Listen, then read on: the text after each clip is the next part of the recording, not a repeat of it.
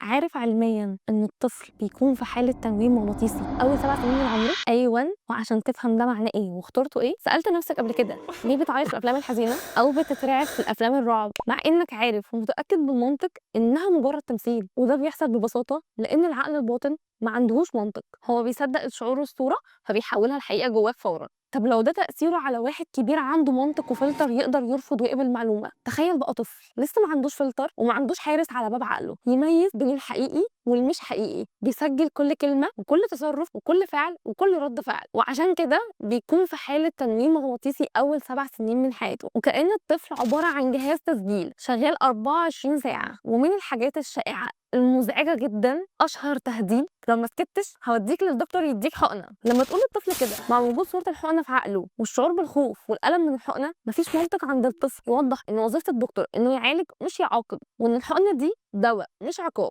فلو انت بتعمل كده مبروك عليك، انت زرعت في ابنك فوبيا. ولو انت قلت له انت ذكي او غبي، جبان او شجاع، انت ضعيف انت قوي، ايا كان هيصدقك. النتيجه بتكون بذور في شخصيه اتزرعت فيه، مش مجرد موقف وبيعدي. وده اللي انا عشته واتاكدت منه من تجربتي مع ابني يزن. يزن كان بيواجه مشكله وهي الخوف من الناس الجديده. في اي مكان جديد كان بيستخبى ورايا ويرفض يسلم نهائي، وحاولت افهمه ايه اللي المفروض يتعمل في الموقف ده بالمنطق. عيب كده، ما يصحش لما ندخل مكان جديد ما ينفعش ما نسلمش على الموجودين. كنت متوقعه ان انا كده بشجعه، لكن الحقيقه ان انا كنت بخوفه اكتر. ازاي بكلم الطفل بالمنطق وهو اصلا ما عندوش منطق؟ لسه كاني بخبط على باب لسه تحت الانشاء مستنيه حد يفتح. والحل كان ان ادخل من الباب الخلفي المفتوح دايما عند الاطفال، والمسيطر في السن ده باب الخيال.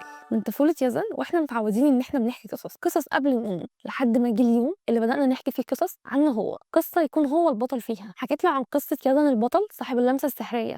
قلت له عارف ان الابطال عندهم سر في ايديهم، لما بيسلموا على اي حد ايديهم بتنقل طاقه حب كبيره جدا، بيخلوا الشخص اللي سلموا عليه يبتسم. دي طاقه مش عند اي حد. عارفين ايه اللي حصل بعد كده؟ تاني مره قابلنا ناس انا ما طلبتش منه ان هو يسلم، اتفاجئت بشجاعته عكس كل مره ونظراته كانه كان في مهمه سريه، وقام سلم بنفسه بكل شجاعه وثقه. في اللحظه دي انا بقيت احس هو ايه اللي حصل؟ معقول كل ده يكون من مجرد قصه؟ ايوه، وده لان القصص هي لغه الام للاطفال. القصه كانها بروفا للحياه. القصه بتخليه يجرب ويشوف نفسه في مواقف صعبه، زي انه يتوه او يخاف، يشوف نفسه وهو بطل بيتصرف التصرف الصح. القصه عامله زي علبه العصير الحلو جواها الدواء المر. الدواء المر ده اللي هي النصيحه المباشره، زي الاوامر اللي بنديها لعيالنا يوميا: كل، ذاكر، نام، لم اللعب بتاعتك، كلها اوامر. يقوم الطفل يشرب القصه وهو مستمتع، بس بدل ما تنزل في المعده بتنزل في العقل، تجيب مفعول من غير ما يحس بطعمها المر. القصه ما بتتنسيش عكس الكلام، وبتشغل اهم ميزه عند الاطفال وهي الخيال، وبالذات قبل النوم، لان ده اكتر وقت عقل الطفل بيكون مفتوح فيه ومهيئ ان هو يستقبل وتزرع فيه كل اللي انت عايزه. وعشان كده اخترت الوقت ده عشان نعرض مشكله من اللي حصلت في اليوم واديله الحل بشكل غير مباشر في القصه. ومن هنا اتولدت فكره ارابيزما،